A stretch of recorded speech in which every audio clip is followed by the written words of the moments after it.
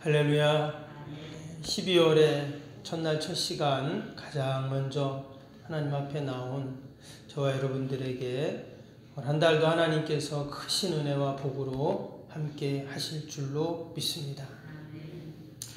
벌써 2020년에 11달이 지나고 이제 남은 한 달입니다. 우리가 과연 남은 한 달을 어떻게 살아야 하는가? 오늘 귀한 말씀을 통해서 하나님의 뜻을 헤아리고 또 하나님께 영광 돌리는 이 귀한 한 달의 시작이 될 수 있기를 바랍니다. 우리가 지난주부터 새벽마다 베드로 서신서를 읽고 있습니다. 이제 내일 베드로 후서 3장 읽으면 이제 끝인데요. 베드로 서신서를 이렇게 읽고 묵상하면서 다시 한번 베드로에 대해서 이렇게 생각을 해 봅니다. 그럼 우리가 제자 베드로 하면 가장 먼저 떠오르는 이미지가 뭡니까? 어부였고 또 예수님의 오른팔과 같은 그런 제자였는데 그 나중에 예수님을 배반하죠. 십자가에 달리실 때 어디 있는지 도망가 버리고 또 예수님이 신문 받을 때도 예수님 3번이나 부인하는 그런 모습이 가장 먼저 우리가 떠오릅니다. 근데 우리가 베드로 서신서를 이렇게 쭉 읽다 보면 그런 모습과는 전혀 다릅니다. 원래 베드로는 허물이 많은 사람이고 막 기질도 다혈질이고 말보다는 그 행동이 먼저 이렇게 나오는 사람이고 특히 자기 자신의 안위를 위해서 지난 3년 반 동안 따라다녔던 그 자신의 스승을 배반하는 그런 사람이었습니다. 그럼 만약 이런 사람이 공동체의 지도자가 되면 어떻게 될까요? 불보듯 뻔하죠, 그 공동체는. 그런데 성경을 보면 베드로가 초대교회 수장이 됩니다. 그래서 자신뿐만 아니라 당시에 그 교회의 엄청난 외부로부터 또 내부의 갈등과 또 그런 핍박과 어려움 가운데 그가 그 어려움들을 잘 헤쳐나가거든요. 이전 같았으면 벌써 도망을 가거나 아니면 그냥 성질대로 해갖고 문제를 더 크게 만들었을 텐데 우리가 베드로 서신서를 보면 안 그래요. 그 모든 어려움들을 해결할 뿐만 아니라 힘들고 어려운 성도들을 위로하고 격려하고 그들을 부둥켜 안고 함께 기도하고 그렇게 초대교회를 세워가는 그 모습을 우리가 봅니다. 마지막 순교하기 전까지 베드로 후서를 쓰고 이제 얼마 있다 그가 죽게 되는데 그가 순교하기 그 직전까지 자신의 남은 온 힘을 다해서 교회를 섬기고 하나님의 뜻을 받드는 그런 모습을 우리가 보게 됩니다. 성경에 구체적으로 나오진 않지만 사도행전을 보면 사도행전 앞부분에는 베드로에 대한 이야기로 쭉 기록이 됩니다. 근데 13장부터 보면 이제 베드로 이름이 싹 빠지죠. 그리고 누가 나옵니까? 바울이 등장을 합니다. 원래 초대교회 그 수장이 예루살렘 교회 수장이 베드로인데 이제 바울의 이름이 계속 기록이 되는 거예요. 베드로는 이제 알았던 것이죠.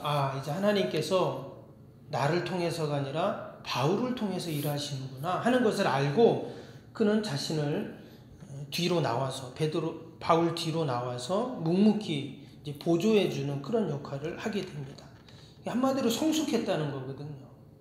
이전에 베드로에서는 그런 모습을 볼 수가 없는데 도리어 최고의 자리에 올랐지만 그는 뒤에서 바울을 지원해주고 기도해주고 하는 사람으로 이제 바뀌게 된 것이죠. 어떻게 장점보다는 단점이 많고 허물도 많고 부족했던 이 베드로가 이처럼 변화가 될 수 있습니까? 정말 반석 같은 그런 사도의 모습으로 그가 하나님께 쓰임을 받게 됩니다. 우리가 그 단서를 오늘 요한복음 21장 마지막 장인 21장에서 확인할 수가 있습니다. 동일하게 우리가 2020년 남은 한 달, 혹 지난 11달을 돌아볼 때 혹시 후회되는 일이 있습니까? 그렇다면 우리가 이 베드로를 보면서 오늘 말씀을 통해서 하나님의 뜻을 이루며 귀하게 쓰임받았던 이 베드로처럼 우리가 이 남은 한 달 정말 하나님께 영광을 돌리는 하나님의 기쁨이 되는 우리 교회가 되고 또 저와 여러분이 될 수 있기를 축복합니다. 오늘 21장은 우리가 잘 아는 말씀이죠. 부활하신 예수님이 제자들을 만나는 그런 장면입니다. 오늘 말씀을 이해하기 위해서는 먼저 우리가 1절을 다시 한번 봐야 되는데요. 21장 1절 한번 위에 보시면 그 후에 예수께서 디베랴 호수에서 또 제자들에게 자기를 나타내셨으니 나타내신 일은 이러하니라. 지금 부활하신 예수님이 디베랴 호수는 갈릴리 바다를 말하죠. 지금 갈릴리 바다에서 다시금 고기잡이를 하는 제자들을 찾아가 그들을 만나 주셨습니다.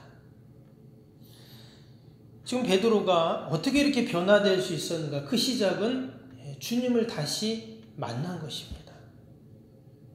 3년 전 그 고기잡이 하던 그 제자들을 예수님이 만나셔서 그들이 변화된 삶을 살았던 것처럼 또다시 부활의 주님이 그들을 만나 주셨어요.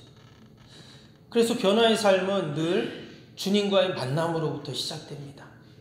내가 정말 주님과 인격적으로 만나야 마치 두 손이 딱 부딪혀야 소리가 나듯 내가 정말 주님을 인격적으로 만나야 그럼 거기에 변화의 삶 또 기적 같은 은혜와 역사들이 있는 줄로 믿습니다.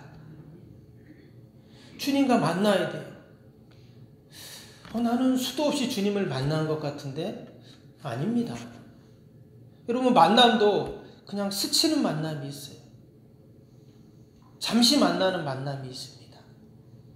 그냥 바빠서 대충 만나는 만남도 있어요. 여러분 그런 만남을 통해서는 아무런 역사도 일어나지 않습니다. 지금 나의 하는 일을 잠시 멈춰야 돼요. 그리고 정말 하나님과 인격적으로 만나야 됩니다. 나와 하나님이 만나야 돼요. 주변에 다른 부수적인 것들로 만나면 온전한 만남이 될 수가 없죠. 지금 제자들과 베드로는 어떤 상황입니까? 우리가 내용을 아는 것처럼 2절에 보면 거기 보면 베드로뿐만 아니라 도마 또 나다나엘 세베대의 아들들 다른 제자들 최소한 7명이 지금 있는데 그들이 같이 고기를 잡고 있었죠. 밤새도록 그들이 고기를 잡는다고 그물질을 했지만 한 마리도 못 잡고 지금 아침에 부두로 지금 들어온 상태입니다. 그때 예수님이 배 오른편에 그물을 내려라 했더니 고기를 많이 잡죠. 3년 전 제자들을 만날 때하고 똑같은 상황입니다. 그리고는 그들이 육지에 와서 예수님이 그 조반을 준비해 놓으셨죠. 불을 펴놓고. 그래서 같이 식사를 하면서 예수님이 베드로에게 말씀하시고 또 베드로가 고백하고 하는 내용이 오늘 이 본문의 내용입니다. 여러분 우리의 날마다 변화된 삶, 또 축복된 삶, 또 복된 삶을 사는 비결은 뭐냐? 우리가 날마다 주님을 만나면 됩니다. 날마다 만나면 날마다 복된 삶을 사는 것이죠. 날마다 주님과 동행하게 되고 그 주님의 능력이 나의 능력이 되고 할렐루야. 우리가 12월 마지막 한 달 여러분 날마다 주님을 만나는 시간이 될 수 있기를 바랍니다. 혹시 지난 11달 내가 주님을 온전히 만나지 못했다면 그냥 마치 스치듯 만났다면 내가 남은 한 달은 하나님 내가 날마다 정말 주님과 인격적으로 만나겠습니다. 이러한 믿음의 고백으로 우리가 이 첫날 첫 시간을 시작하면 12월 31일 마지막 송구영신 예배 드릴 때 우리에게 흐뭇한 미소가 지어지고 또 하나님의 역사하심을 우리가 헤아리는 복된 시간이 분명 될 줄로 믿습니다. 그리고 말씀드린 것처럼 그들이 빈배로 돌아왔죠. 실패하고 돌아왔습니다. 그러나 주님께서는 그냥 실패를 보고만 있지 않으시고 그물을 오른편에 던져라 말씀하시고 정말 던졌더니 많은 고기를 그들이 잡았습니다. 하나님의 말씀이 선포되고 그들이 이렇게 말씀대로 행하니까 실패가 성공으로 바뀌는 그런 역사가 있습니다. 우리가 얼마나 말씀을 많이 듣습니까? 또 말씀을 읽고, 요즘은 라디오만 켜도 TV만 켜도 언제든지 우리가 하나님의 말씀을 들을 수 있는 환경입니다. 하나님은 계속 말씀하시는 거죠. 말씀을 들을 수 있는 기회도 많고.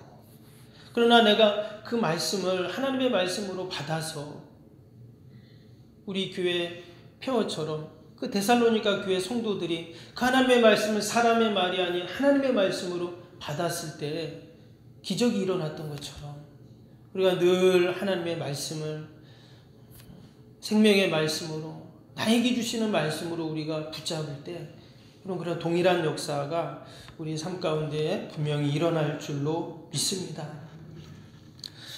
오늘 본문 말씀 가운데 아주 중요한 것이 하나 있습니다. 이 말씀이 얼마나 중요하냐면 제가 지금도 잊지 않는 것이 목사고시 볼 때 시험 여러 가지 보는데 그 중에 설교를 한 편 씁니다. 본문을 딱 주거든요. 그리고 이거 갖다 설교 한 편 쓰세요. 이렇게 1시간 동안. 근데 그 본문이 우리 요한복음 21장 15절에서 17절입니다. 그래서 잊질 않아요. 목사고시 설교 본문이 요한복음 21장 15절에서 17절입니다. 얼마나 중요하면은 목사 되려고 하는 사람한테 이 본문을 설교를 쓰라고 하겠어요. 그만큼 중요한 본문이라는 거죠. 근데 왜 이 본문이 그처럼 중요한가? 베드로가 오늘 15절에서 17절까지는 예수님의 질문과 베드로의 고백이거든요. 근데 이 고백 이후에 베드로가 완전히 바뀌기 때문에 그렇습니다. 베드로의 인생을 AD와 BC로 나눈다면 이 말씀 이전과 이후로 그렇게 바뀌게 돼요. 오늘 말씀은 한마디로 그겁니다. 내가 나를 사랑하냐? 예, 주님 사랑합니다. 그럼 내 양을 먹여라. 이 내용이에요. 이걸 3번을 반복을 하게 됩니다. 15절만 한번 다시 볼까요? 15절. 그들이 조반 먹은 후에 예수께서 시몬 베드로에게 이르시되 요한의 아들 시몬아 내가 이 사람들보다 나를 더 사랑하느냐 하시니 이르시되 주님 그러하나이다. 내가 주님을 사랑하는 줄 주님께서 아시나이다. 이르시되 내 어린 양을 먹이라 하시고.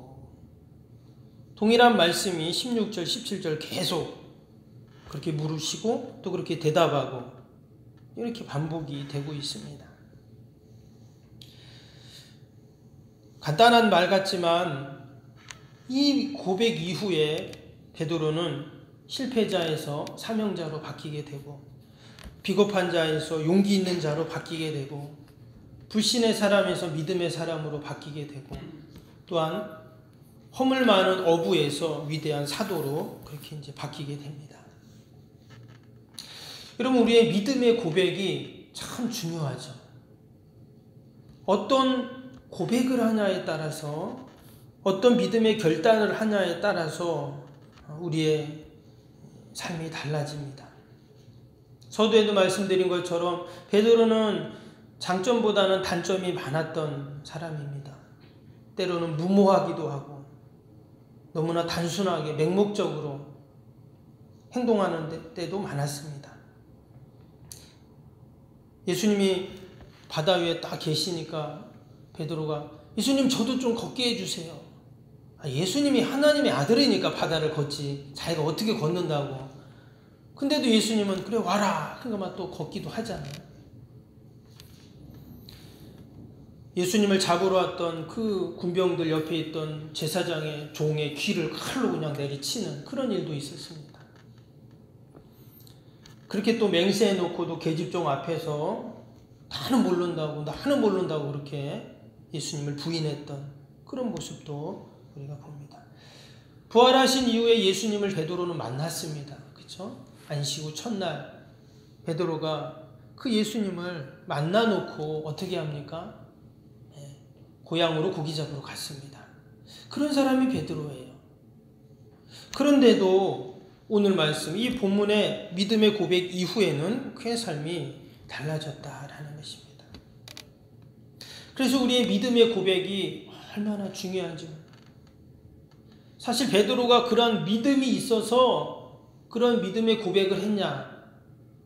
사실 시점을 보면 그렇진 않습니다. 말씀드린 것처럼 이 고백 이후에 그의 삶이 바뀐다 했잖아요. 그러니까 이전까지는 그런 믿음이 아니다라고 말할 수 있어요. 그러면 뭐냐? 그가 의지를 들여서 이런 고백을 한 거예요. 믿음이 충만해서 이런 고백을 한 게 아니라 그런 믿음의 사람이 아니지만 주님, 내가 주님 사랑합니다. 이제 주님 사랑하겠습니다. 이런 말이겠죠. 근데 내가 이렇게 의지를 들여서 믿음으로 고백하니까 그런 믿음의 삶을 이제 살게 되는 것이죠. 여러분, 이 새벽 이 시간이 내가 하나님 앞에 그러한 믿음의 고백으로 시작하는 오늘 첫날 첫 시간이 될 수 있기를 바랍니다. 내가 하나님 앞에 그렇게 고백하면 그렇게 살게 되는 것이죠. 근데 어떻게 베드로가 이런 믿음의 고백을 할 수 있었는가요? 어떠한 계기로 그가 이러한 믿음의 고백을 하게 되고 그러한 의지를 드리게 되고 그리고 그의 삶이 바뀌게 되었는가? 그것은 바로 하나님의 사랑을 경험했기 때문입니다. 오늘 말씀을 보면 주님의 사랑이 묻어나오죠.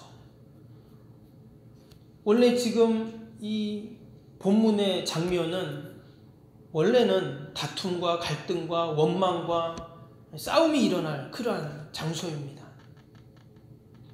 3년 반 동안 예수님을 따랐던 그 제자들 마지막 다 내버리고 다시 고향으로 가서 고기 잡는 그들, 그 현장에 지금 예수님이 나타났습니다. 한편으로는 미안하고 또 예수님 편에서는 원망스럽고 또 고기를 한 마리도 못 잡고 지금 모든 것들이 지금 온전하지 않잖아요. 오늘 만남은 그런 만남입니다. 너무나 서먹서먹하고 한숨밖에 안 나오는 허탈한 그러한 장소죠. 근데 예수님은 지금 그 장소를, 그 자리를 어떻게 바꿨습니까? 사랑의 자리로 바꾸셨어요. 그리고 베드로를 사랑의 사도로 바꿔주셨죠. 예수님은 처음도 마지막도 늘 사랑이십니다. 우리를 너무나 사랑하셔서 만나주셨고 우리를 너무나 사랑하셔서 말씀을 주시고 우리를 너무나 사랑하셔서 늘 기회를 주시고 우리를 너무도 사랑하셔서 이 새벽에 다 자고 있는데 근데 저기는 불을 켜놨더라고요.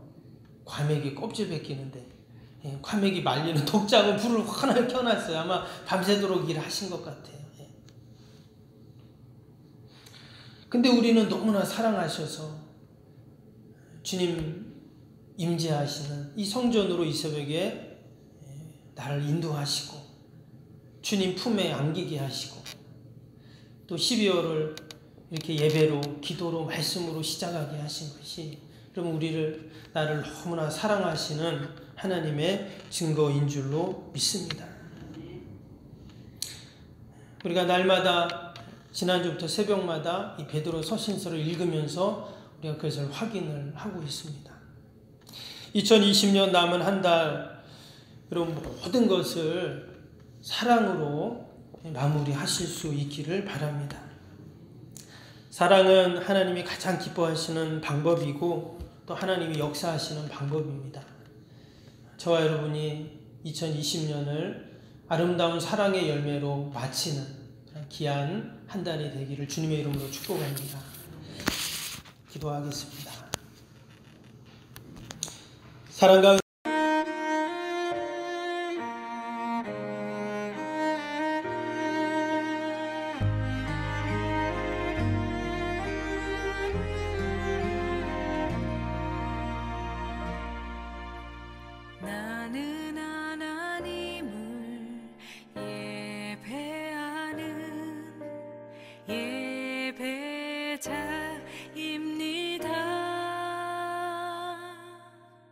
내가 서 있는 곳 어디서나 하나님을 예배합니다.